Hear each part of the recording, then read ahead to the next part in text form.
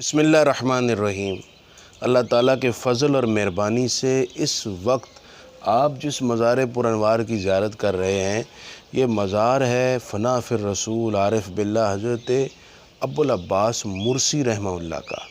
حضرت شیخ ابوالعباس مرسی طریقت میں مرید ہیں اور خلیفہ ہیں حضرت شیخ ابوالحسن شاذلی رحمۃ اللہ علیہ۔ بڑا دلچسپ واقعہ، آپ اصل میں مرسیہ جو اندلس کا ایک شہر تھا وہاں پیدا ہوئے، وہیں ابتدائی تربیت پائی۔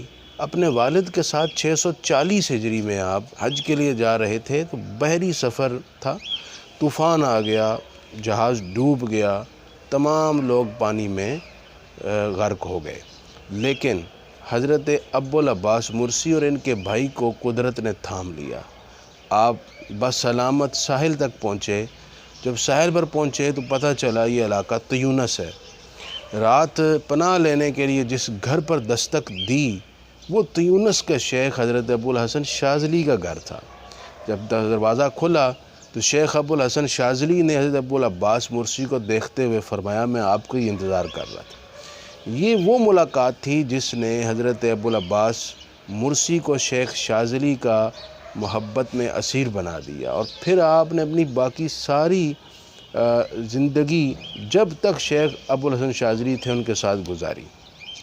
شیخ ابوالحسن شاذلی کی تربیت سے آپ آفتاب ولایت بنے، طریقت کے مہتاب بنے، اور شیخ ابوالحسن شاذلی نے آپ کو خلافت بھی عطا فرمائی۔ آپ سیدنا سعد بن عبادہ کی اولاد میں سے تھے، اور شیخ ابوالحسن شاذلی کے ساتھ پھر آپ دربار رسالت سے حکم ہوا تو یہ شہر ہے اسکندریہ مصر میں ساحل سمندر پر، یہاں تشریف لے، اور یہاں آپ نے 43 سال تک لوگوں کے باطنی تزکیہ اور تصفیہ کی خدمات انجام دیں۔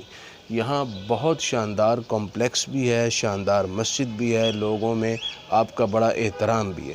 شیخ ابوالعباس مرسی کی جلالت شان کا اندازہ اس سے لگائیں، آپ فرماتے ہیں کہ 40 سال تک مجھ پر یہ کیفیت رہی کہ ہر لمحہ ہر سیکنڈ حضور کا چہرہ جہاں افروز میرے سامنے ہوتا تھا، اور اگر ایک لمحے کے لیے بھی حضور کی ذات والا آپ کی زیارت مبارکہ مجھے نصیب نہ ہو تو میں اپنے آپ کو مسلمان نہیں سمجھتا۔ اس قدر بڑے قد کے اور مقبول بارگاہ خدا اور مقبول بارگاہ مصطفیٰ حضرت شیخ ابوالعباس مرسی ہیں۔ الحمدللہ ان کے بارگاہ میں حاضر ہیں، آپ کے لیے